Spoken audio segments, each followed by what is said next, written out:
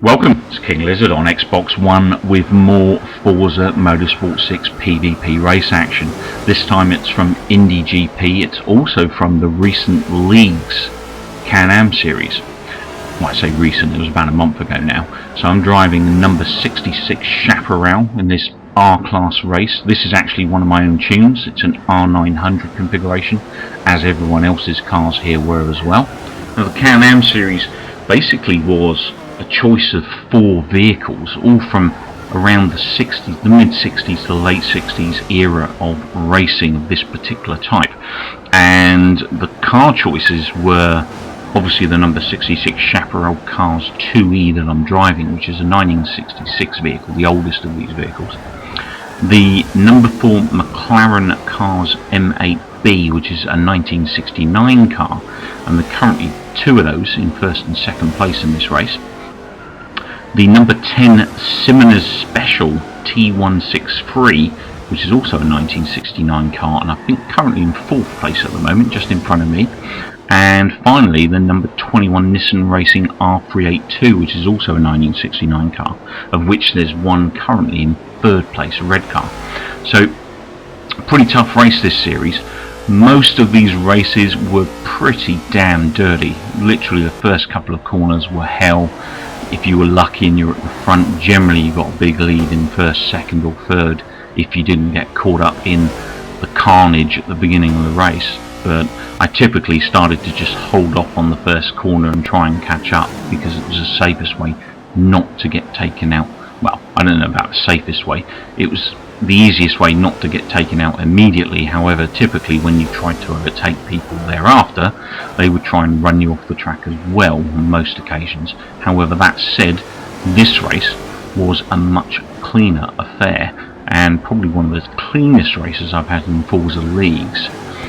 I was getting pretty frustrated in that Lamborghini league that was going on at the moment, and I've got some vids and also some clips of rivals and stuff that I've been doing for that, so I'll pop those up in the next few days. Plus I'll try and pop the rest of this Can-Am series up that I did. I think around 3 or 4 videos, race videos, that were the better videos out of the ones I recorded.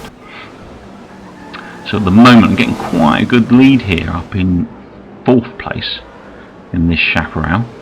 It's a really nice drive for this thing, and it pretty much handles itself. On standard class, what I've done here with it is basically take it up a few levels, take it into that R900 bracket and just give it a bit more speed. And this one actually was, I was getting mainly 4th places in the Can-Am series, and I'm talking out of, anywhere between 10 and 24 cars. I mean, I did have quite a few 24 car races where I typically came in about 5th or 6th, so it wasn't too bad, as long as I didn't get caught up in that carnage at the beginning of the race.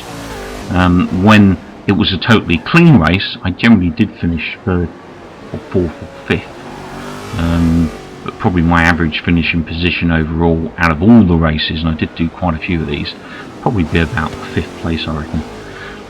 And again, that was purely because it was just so damn dirty. I did have a couple of races where I almost finished dead last, but that was because I was taken out so many times, unfortunately. But these guys here, as I said, were up for a proper race, and that they definitely delivered.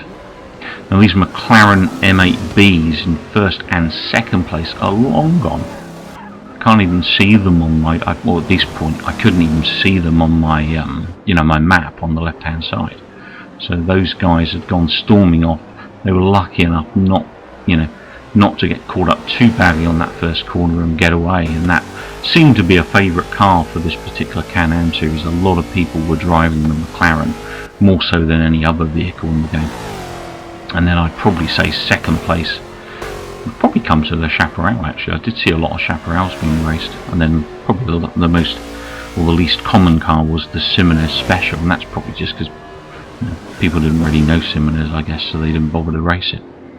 But it's not a bad car as well. It's it's pretty quick. The Chaparral, as I said, is the slowest of the choices, but it's actually the best at the technical tracks. In this case, Indy GP, obviously, maybe the Nissan would have been a better choice because it's a much faster vehicle. So I raced this series in manual and without assists as such, other than ABS being on. Obviously when I drive manual, I'm not driving with a clutch. I can't get used to that yet. It's taken me quite a while to get back into manual driving for, you know, since Forza 4 really. And with my illness and stuff, I just found it, as sad as it may seem, really difficult to change gears. My new Xbox Elite controller, or my Xbox Elite controller I should say now, because it's not new anymore, has helped me overcome that. And using the paddles is fine. I can even use the buttons on the controller now, which I could never do before. So it's kind of sunk into my brain. I've done it enough to be able to do it okay. I wouldn't say I'm a brilliant manual gearer, but I'm not bad. I'm getting there. So I'll keep on striving. Anyone else out there that's driving automatic, obviously it's what you enjoy, and I know that because I used to do it too. But if you want to get competitive in Forza, you really need to switch off those assists and start getting that manual gearing going. So in terms of a run through on this track, I mean, this corner here you can typically get round in about 3rd gear and just slow it down a little bit, and then you're going to come into this quite fast corner here, which is going to tighten up at the end, and you really want to be in 3rd gear there as well. You can get around it in 2nd, but you risk sliding out. Again, 3rd gear for that corner, speeding around. And again, we're coming around here, you're really dropping it into 2nd sometimes if you're starting to slide or you're going too wide. That will bring you back in. Obviously without assists on, it can cause the car to skid if you get your gearing wrong at the wrong time. So do be wary of that. Obviously practice makes perfect. So these particular corners, in and out with 3rd gear, driving nice and consistently here. Managed to squeeze past that 3rd place guy and gain 3rd place for myself. Overtook that Nissan. Now the interesting part is, can I keep him away on the straight, because his car's faster than mine. So it's a real close race to the end. I'll leave you guys to enjoy the final finish as I smash into that wall. Please remember to rate and subscribe. Take care, keep watching and keep well.